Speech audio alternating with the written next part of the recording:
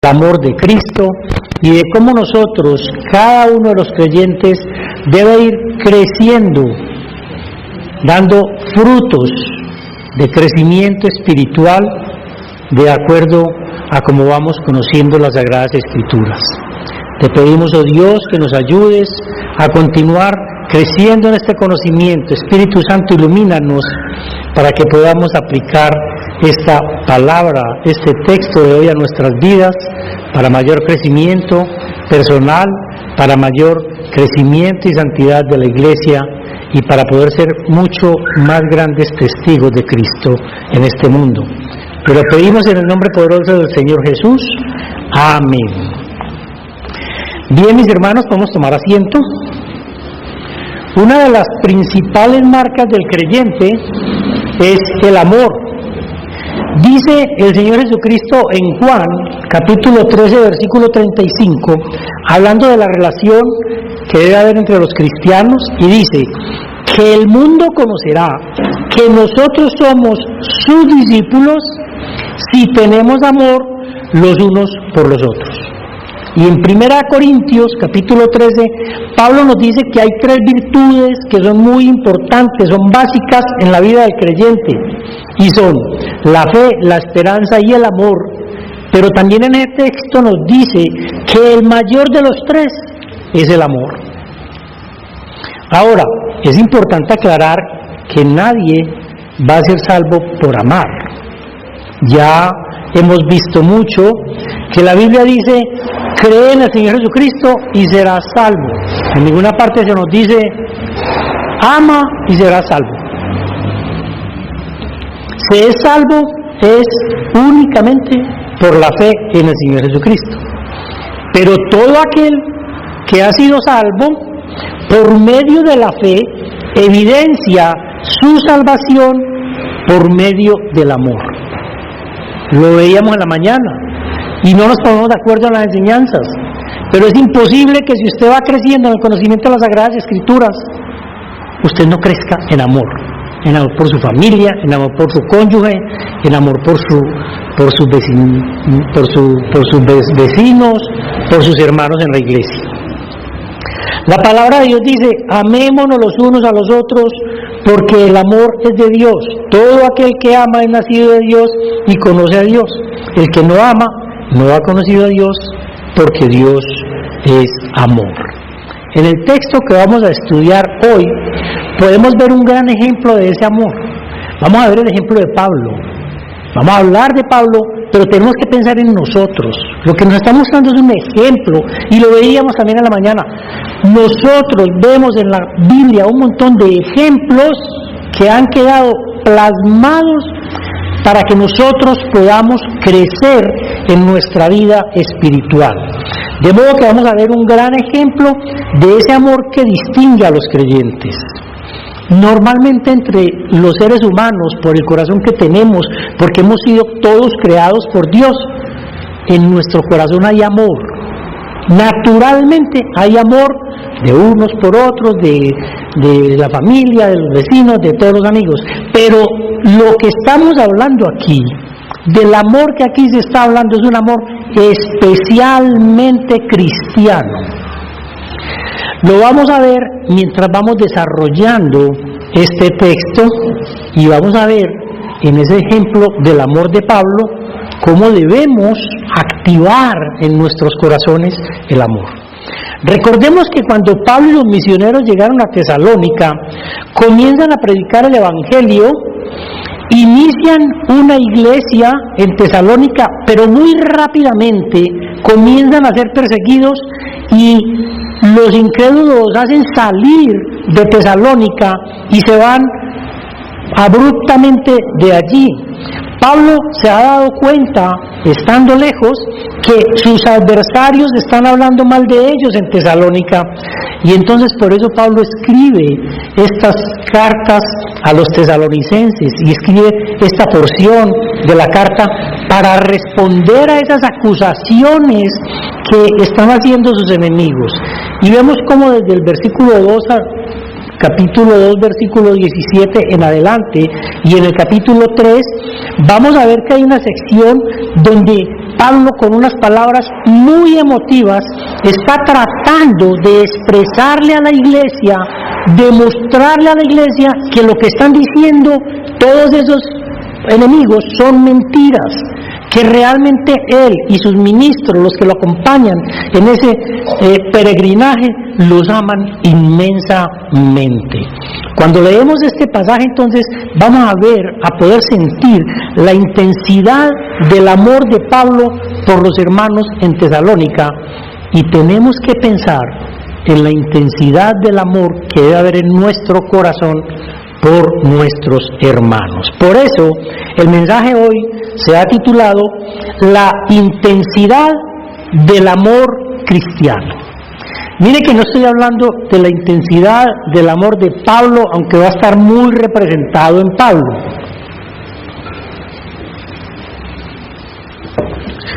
Pero vamos a hablar de la intensidad del amor cristiano. Y vamos a ver que allí se presentan 3 puntos básicos.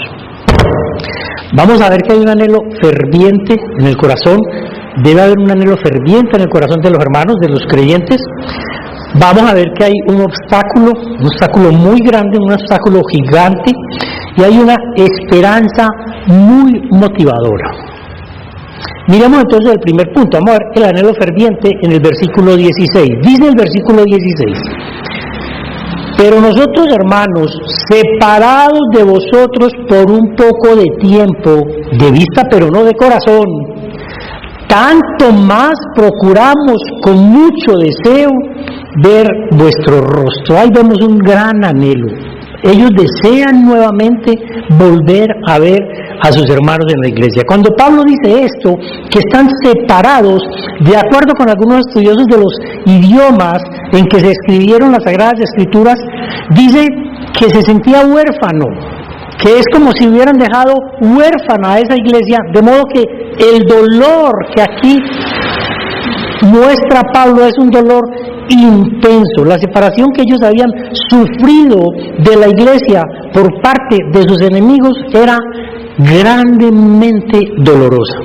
Y aquí podemos ver el dolor de Pablo al no poder volver nuevamente a estar allí en Tesalónica, al no poder volver a verlos. Vemos la emoción y el gran amor de Pablo al hablarles. Él les está diciendo algo más o menos así: hermanos, estamos separados de ustedes hace muy poco, pero nunca los hemos dejado de pensar, siempre están en nuestro corazón, no los hemos podido ir a ver de nuevo, pero es uno de nuestros más grandes anhelos. Eso es lo que en resumen le está diciendo Pablo con unas palabras allí más adornadas.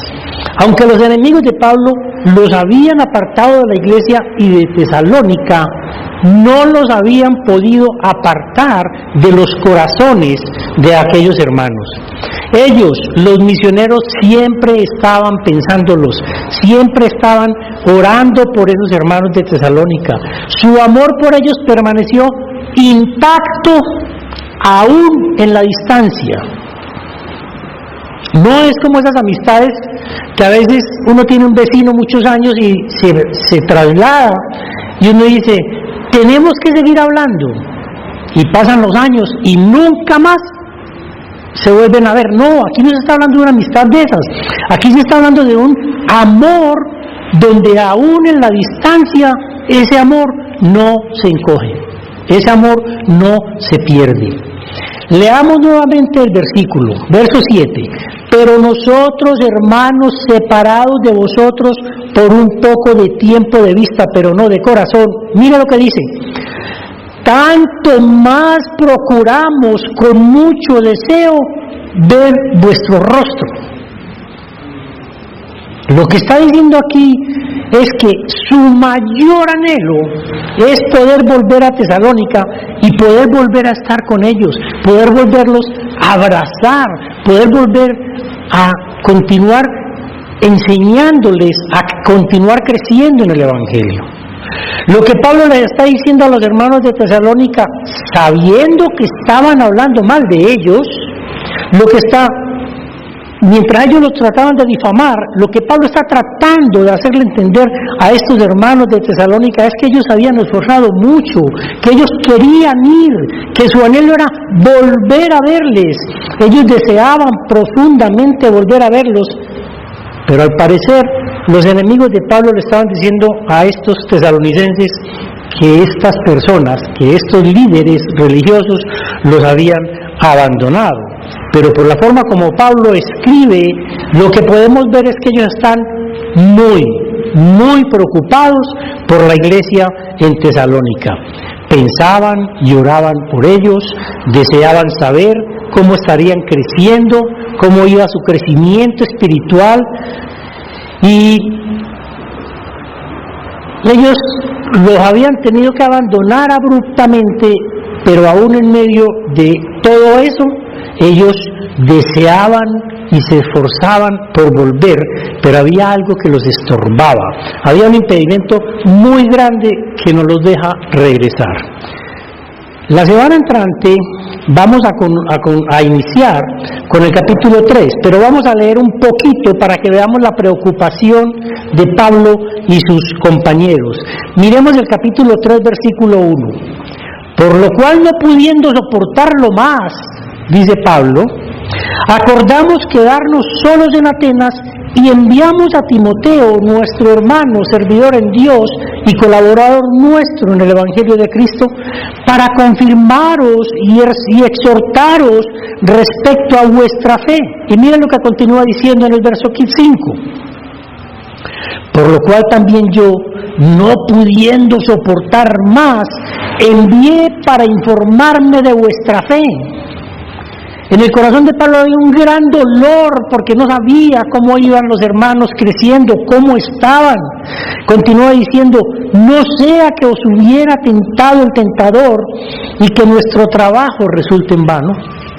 Y en el 6 dice, pero cuando Timoteo volvió de vosotros a nosotros, nos dio buenas noticias de vuestra fe y amor. Miren, Pablo se alegró inmensamente con las buenas noticias que le trajo Timoteo. Aquí podemos ver la intensidad del amor cristiano de parte de Pablo para con los hermanos. Miremos lo que dice el versículo 6. Pero cuando Timoteo volvió de vosotros a nosotros, nos dio buenas noticias de vuestra fe y amor, y que siempre nos recordáis con cariño. ¿Cómo nos iba a alegrar Pablo? ¿Cómo nos iban a alegrar los otros misioneros al encontrar que Timoteo les dice, no, esa gente se acuerda mucho de ustedes, esa gente los quiere, esa gente está creciendo y continúan estudiando, continúan esforzándose? Y miren lo que dice, continúan, ellos desean vernos como también nosotros a vosotros.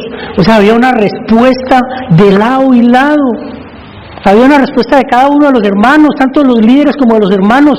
En todos ellos había una intensidad de un amor cristiano.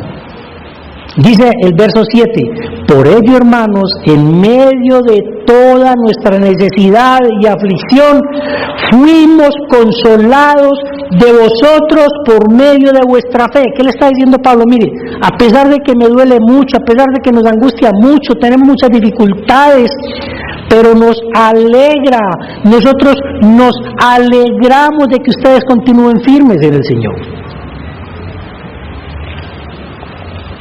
Aquí podemos ver entonces cuán grande es el amor de Pablo por los hermanos.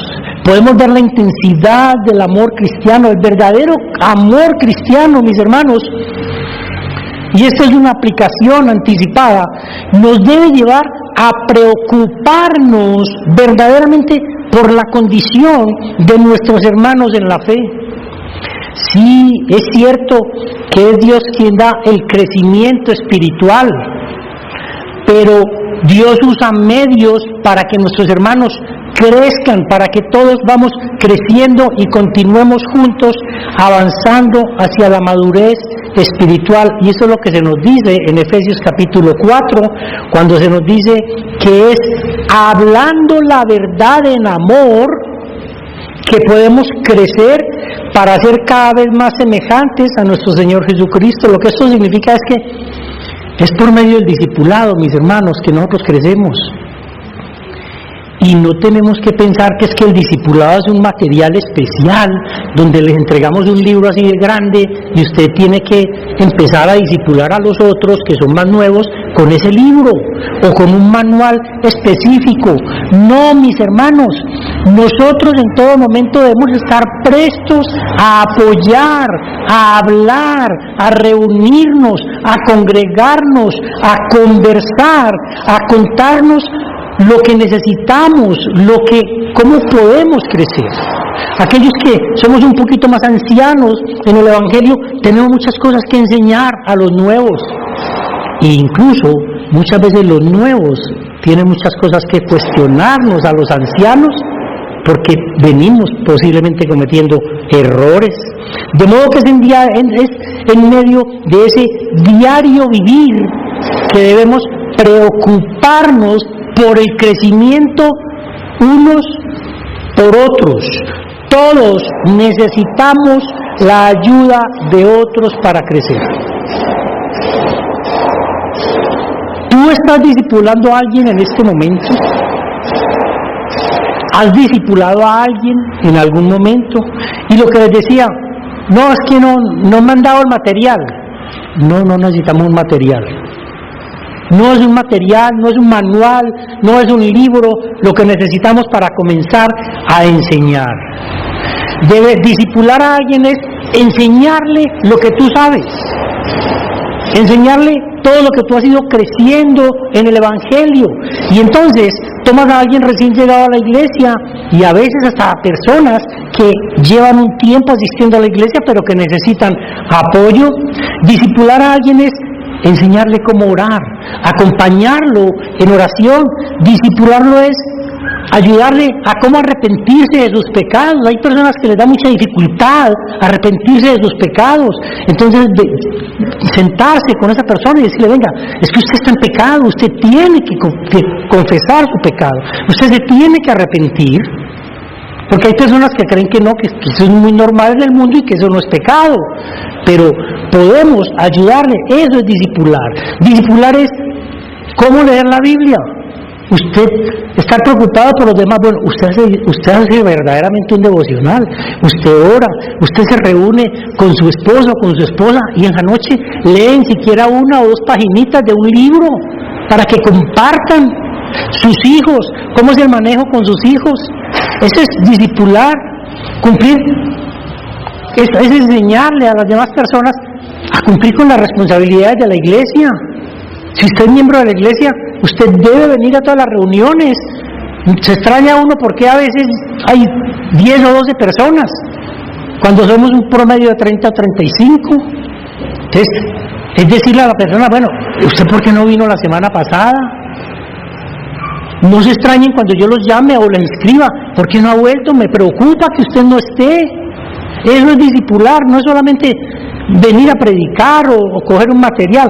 Discipular es apoyar económicamente a las personas cuando necesitan ayuda. Discipular es acompañarlo para que entienda que la iglesia también necesita el apoyo económico y mucho servicio para el buen funcionamiento de la iglesia. Posiblemente algunos de ustedes ni siquiera se dan cuenta cómo organizamos la iglesia, porque entran y salen sin problema. Pero aquí hay que montar toda la iglesia y volverla a bajar para retirarnos. Eso es discipular, es traer a otra persona y decirle, venga, ayúdenos en esto, ayúdenos en esto.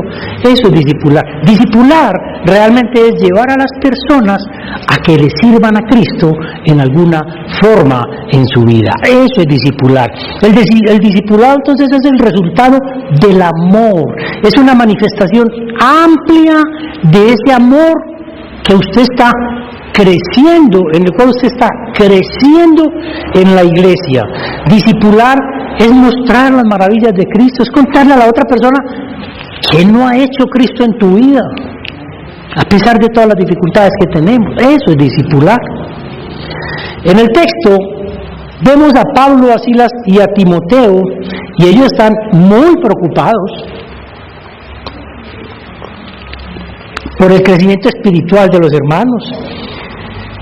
Pero mis hermanos, una aplicación más, esa preocupación no es solamente de los líderes y los pastores. Dios desea que esa preocupación de el crecimiento espiritual de todos en la iglesia esté en cada uno de nosotros. Dios desea que nosotros crezcamos, pero que nos preocupemos por qué mis hermanos están atrasados, por qué se están quedando. Porque encuentro que hay personas que dicen, no, es que yo no volví a orar, no, es que yo no volví a hacer devocional, no, es que no. Discipular es acompañarlos y animarlos y empujarlos para que vuelvan y retomen. Lo que el Señor Jesucristo espera de su iglesia no es que en ella se presenten divisiones, no es que yo no le hablo a mi hermano porque dijo esto de mí, o porque me pasó esto con él, o porque tuve X o Y situación. Lo que el Señor quiere con los miembros de la iglesia es que tengamos cuidado unos de otros. Este texto nos debe llevar entonces a evaluar nuestro corazón y revisar cuánto me está faltando a mí para llegar a tener el amor del Señor Jesucristo. ¿Cuál es el estándar del amor de nosotros como creyentes? ¿El del pastor? ¿O el amor del hermano Andrés que enseña en las mañanas? ¿O el de Memo? ¿O el de X o Y mujer que es una gran colaboradora en la iglesia? No, mis hermanos, el amor que nosotros tenemos por estándar no es el de ningún hermano. El amor que tenemos por estándar es el amor de Cristo, y es una vara muy alta a la cual nosotros tenemos que comenzar a trabajar, de modo que a nosotros nos falta mucho. No vaya a creer, no es que yo amo mucho, no, es que mis hermanos yo me preocupo mucho por ellos. Mi hermano le falta mucho. Nos falta mucho. A todos nos falta mucho aún. ¿Cuál es la medida?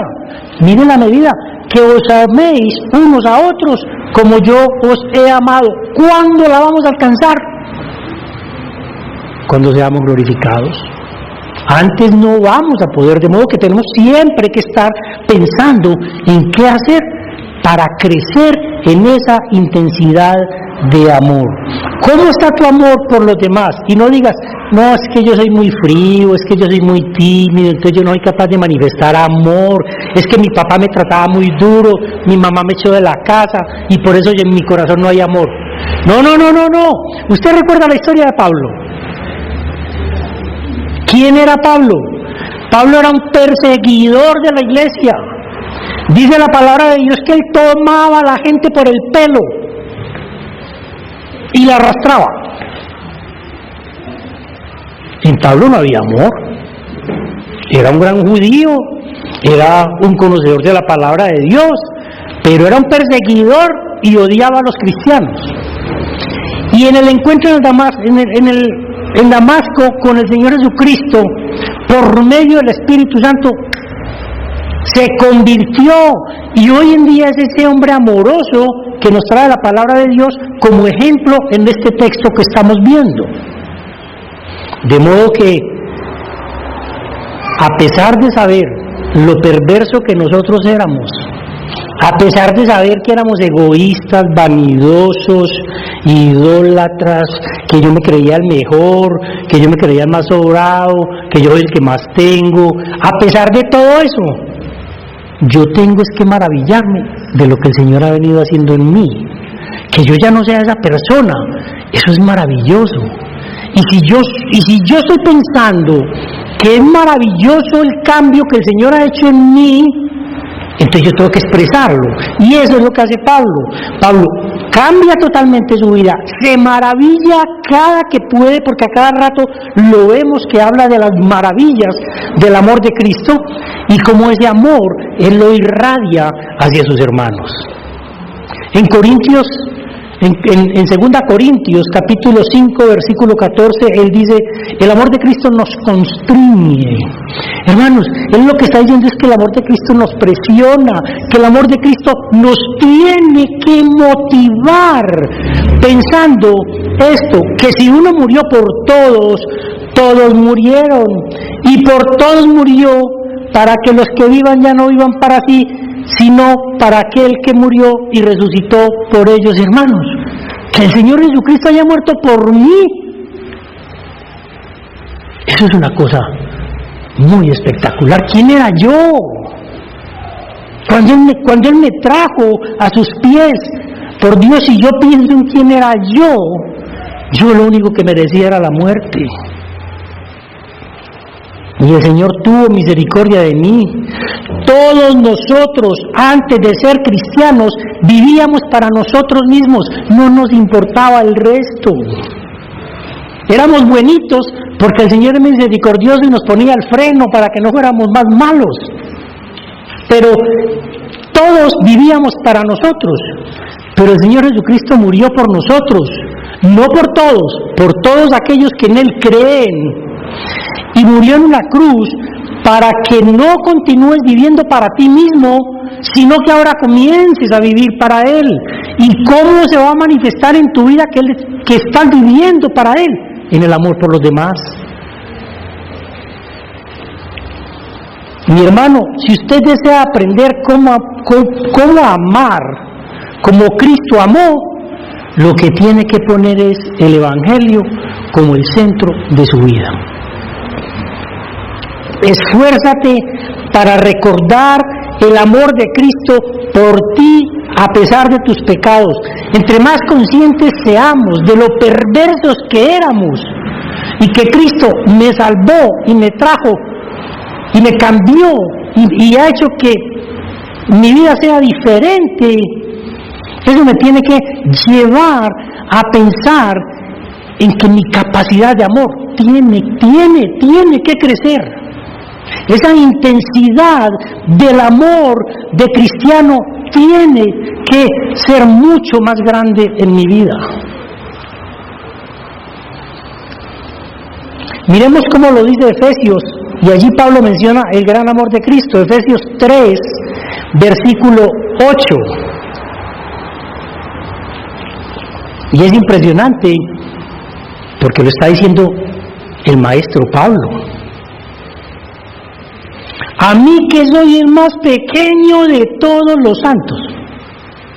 Pablo, y está diciendo, a mí que soy el más pequeño de todos los santos.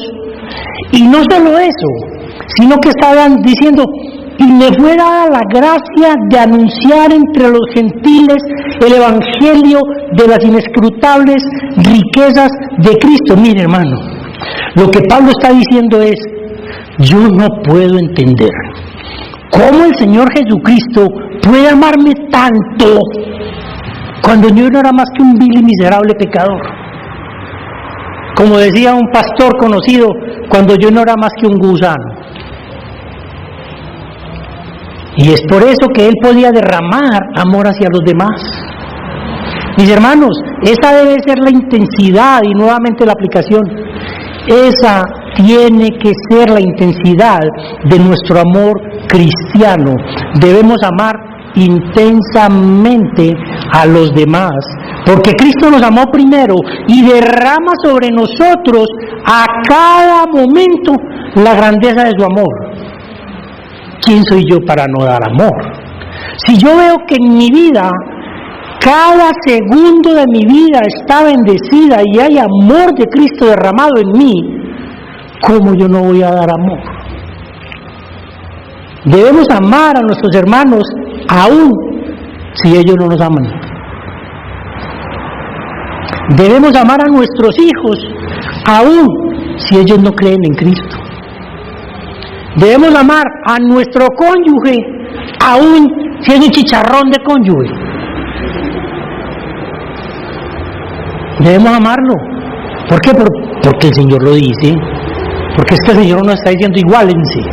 No, le está diciendo, tienes que amar. Y nosotros entonces, ¿qué es lo que tenemos que hacer? Nos tenemos que preocupar por los demás. Que es que yo tengo un hermanito en la iglesia que me la abuela. Pues órele al Señor y venga dispuesto a hablar con Él y a comenzar a acercarse más a Él. Comience a apoyarlo. Comience a ayudarle a crecer, comience a ayudarle a ser mejor persona cada día, y en medio de esos apoyos que usted está dándole, ore y ore y ore, y verá como el Espíritu Santo terminará de alguna manera haciendo una labor.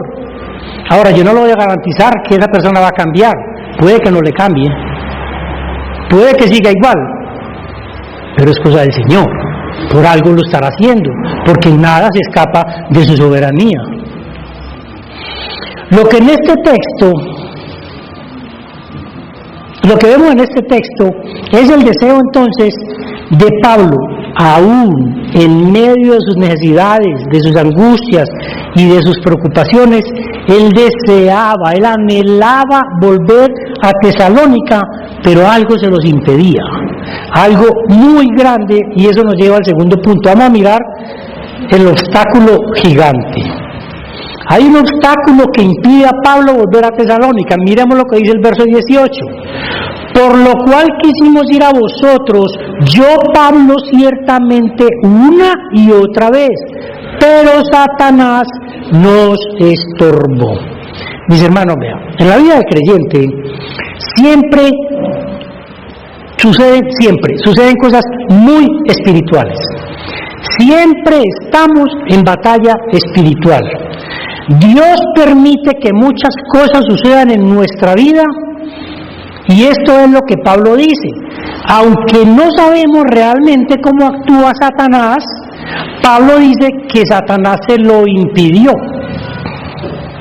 Había un gran estorbo que no les permitía volver a Tesalónica, y uno de esos estorbos era que los enemigos de Pablo no lo dejaban regresar. En el trabajo del Evangelio, siempre, mis hermanos, vamos a tener dos situaciones. Está con nosotros el Espíritu Santo y está Satanás. Toda la vida andaremos en una guerra espiritual. Mientras el Espíritu Santo nos está usando para que evangelicemos, para que crezcamos, para que tratemos de que el Evangelio sea propagado por medio de nosotros, el enemigo de nuestras almas estará poniendo todas las trabas posibles para obstaculizar esa labor. Satanás odia el Evangelio. Y amigo que nos visita hoy o escucha este audio, ¿sabe por qué Satanás no desea que escuche el Evangelio? Porque el Evangelio es poder de Dios para salvación. Y su más grande deseo es que estés en condenación con él en el infierno. Satanás anhela llevarnos a todos al infierno. Es su mayor deseo. Por él sería feliz si nos lograra condenar a todos.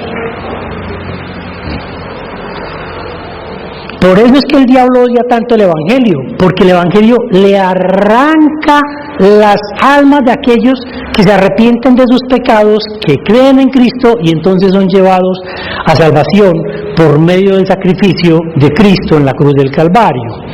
Ahora, es importante que nos olvidemos que aún Satanás está bajo el absoluto control de Dios.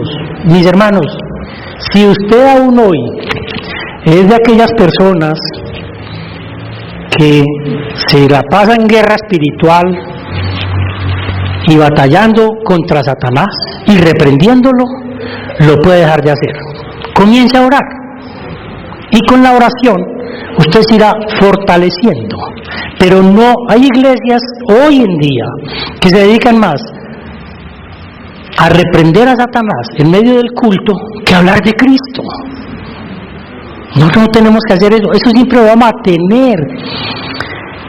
Satanás no puede actuar sin el permiso de Dios. En Lucas 22:31 se nos dice, Satanás, cuando el Señor le dijo a Pedro, Satanás te ha pedido para zarandearos a los discípulos, como a trigo, pero yo he rogado para que tu fe no falte. Satanás no puede hacer nada a menos que Dios se lo permita, y de hecho lo vemos en el libro de Job. ¿Qué dice Job? Job dice que en un diálogo el Señor le pregunta a Satanás, ¿y tú qué? Y le dice, no, por aquí volteando en la tierra y me encontré con Job. El Señor le dice, ¿y Job qué? No, pues Job está protegido por usted. Y el Señor, ¿qué dice? Listo, hágale, haga lo que quiera, pero no lo mate.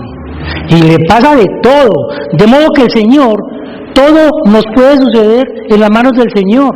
Ahora, mis hermanos, cuando Dios permite, y esa es la certeza que tenemos que tener en nuestra mente y en nuestro corazón, cuando Dios le permite a Satanás actuar en contra de alguien, es porque tiene un propósito superior en su mente. ¿Usted cree que las cartas 1 y 2 de Tesalónicas, ¿por qué quedaron escritas? Porque Pablo no pudo ir a Tesalónica.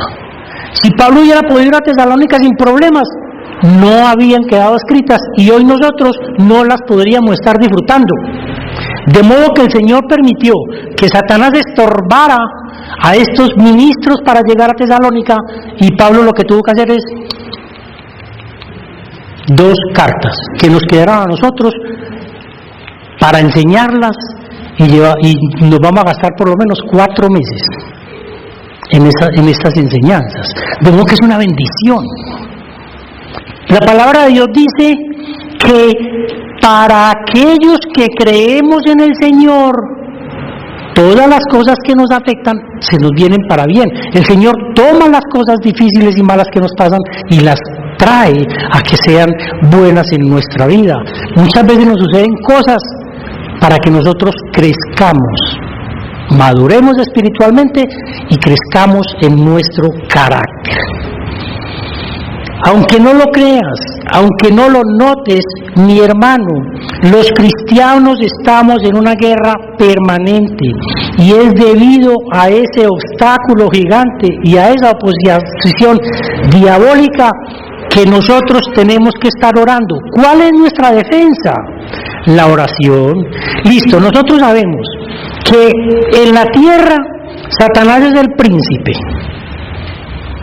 pero que todo sucede porque Dios se lo permite. ¿Qué dice 2 Tesalonicenses 3:1-3? Por lo demás, hermanos, miren lo que dice Pablo: orad por nosotros, ¿para qué?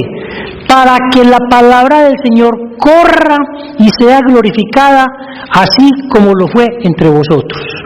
Pablo le está pidiendo a la iglesia, hermanos, continúen orando para poder seguir predicando nosotros en otros lados.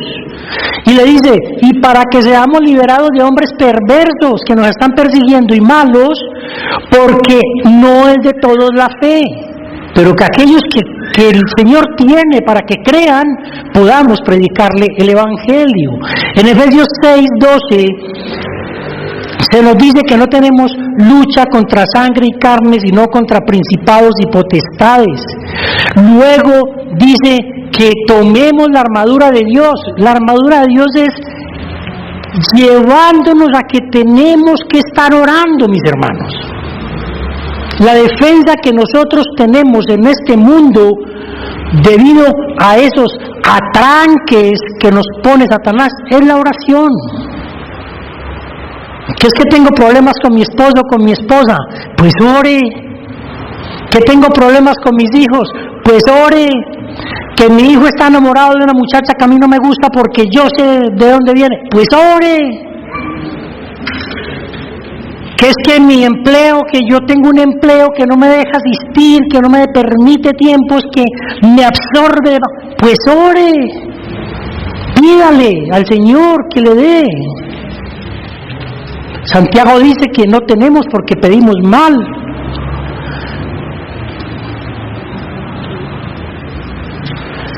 Satanás y sus huestes nos ponen obstáculos en todo momento, mis hermanos, a los líderes de las iglesias y a cada uno de ustedes.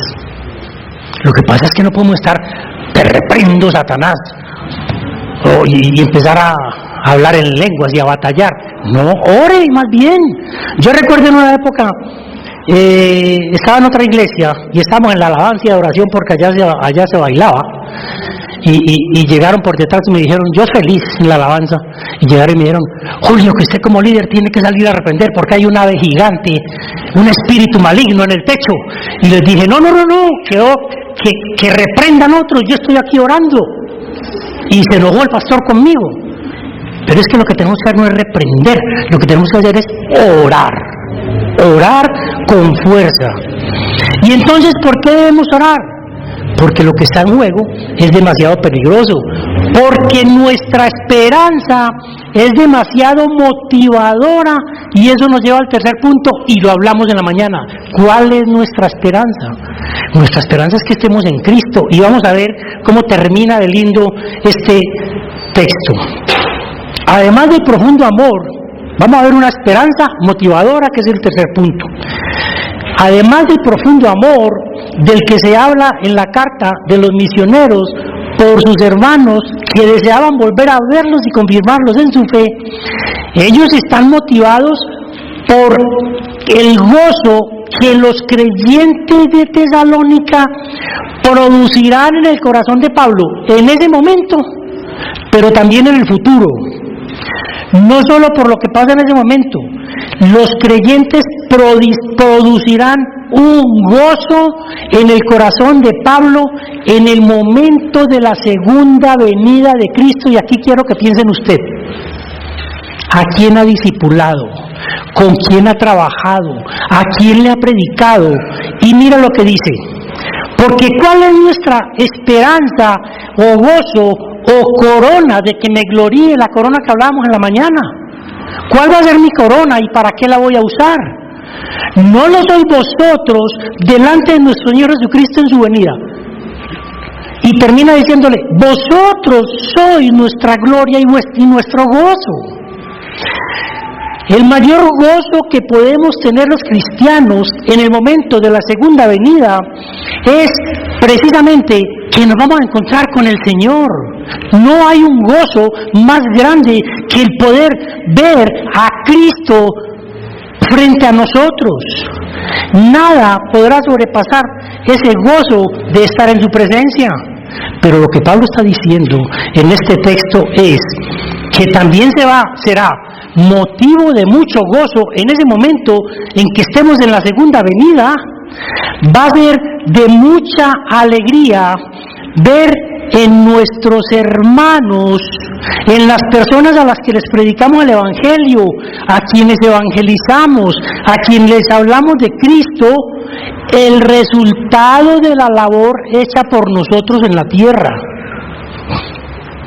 Será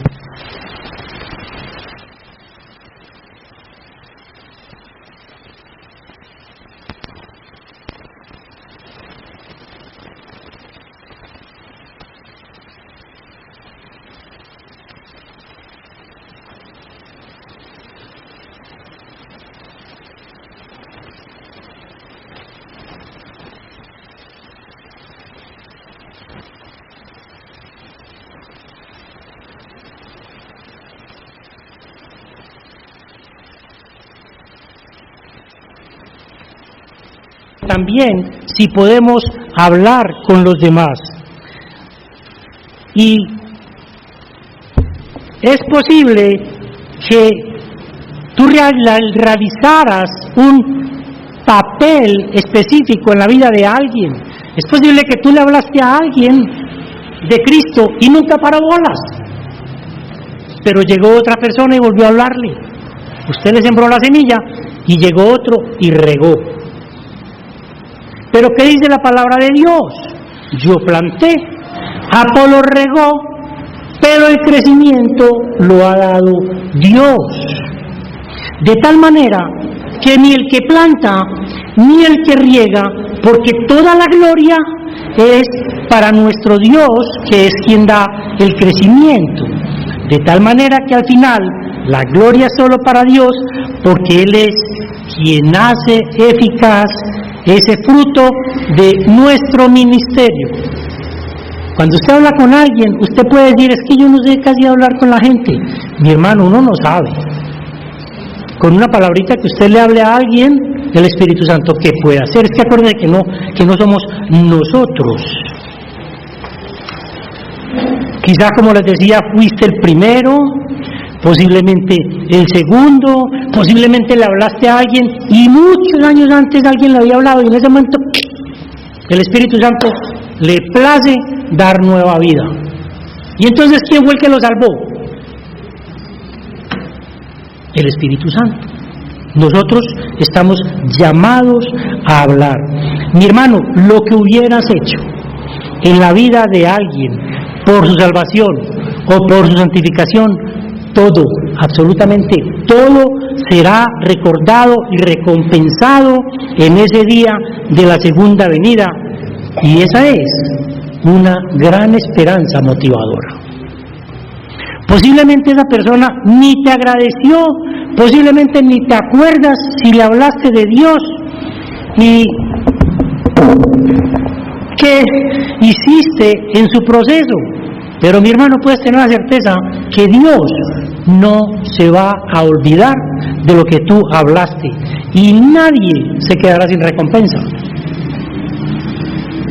Y esa, mi hermano, es la parte de la recompensa. Parte de la recompensa será ver ese gozo del resultado de todo lo que hiciste para Cristo en esta tierra. Mira lo que dice Pablo en el verso 19, porque ¿cuál es nuestra esperanza o gozo o corona de que me gloríe? ¿No lo sois vosotros delante de nuestro Señor Jesucristo en su venida? Vosotros sois nuestra gloria y gozo. Pablo les está diciendo, mis hermanos, ustedes son mi corona. En el día de la segunda venida, ustedes van a ser una de mis coronas.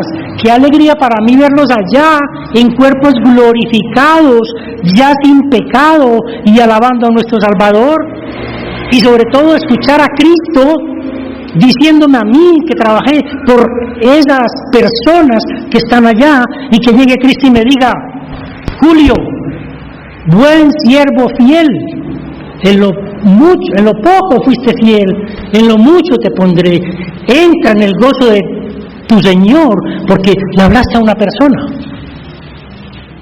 Esa tiene que ser una esperanza muy motivadora para cada uno de nosotros. En Gálatas se nos dice que no nos cansemos de hacer el bien, porque a su tiempo segaremos y no desmayamos. ¿Cuándo va a ser la siega, mis hermanos? En la segunda venida. Dentro de poco o dentro de mucho, pero no desmayes. Continúa trabajando para el Señor Jesucristo. No pares de discipular, no pares de consolar, no pares de exhortar, no pares de acompañar, no te canses de evangelizar, porque al final tendrás la recompensa. Mis hermanos, no se cansen, porque si no desmayan, a su tiempo segarán. Trabaja fielmente, con los ojos puestos en la segunda venida, porque en aquel día será el día de tu coronación. Mis hermanos, ya nosotros somos salvos, pero cuando estemos allá con el Señor, las coronas van a ser las cosas que nosotros hicimos por muchas personas en la tierra para que también pudieran caminar con el Señor. Por ejemplo, ustedes hoy son mi gozo. Cuando yo veo a la iglesia creciendo, cuando yo veo a la iglesia madurando espiritualmente, cuando yo veo que toda la iglesia está en el día del culto, yo me vengo orando por toda la carretera de Río Negro hasta aquí diciéndole: Señor, despierta a los que están dormidos, tráelos a la iglesia porque necesitan escuchar tu palabra. Cuando yo vengo y veo que estamos los 30 que somos, yo ese día estoy feliz, porque no por lo que yo estoy haciendo, sino por lo que está haciendo Cristo en usted, porque es que lo está trayendo a que usted continúe creciendo.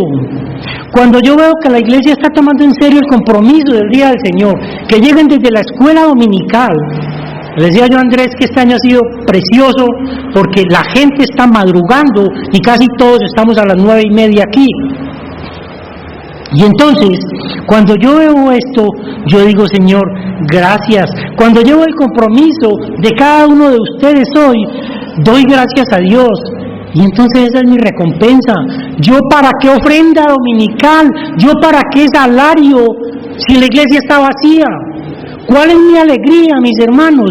Que realmente ustedes anhelen y deseen venir a celebrar el Día del Señor. Cuando usted me llama a mí y me dice: Julio, vea, no voy a ir porque estoy en tal parte, pero voy para la iglesia de la Estrella, a mí me da felicidad.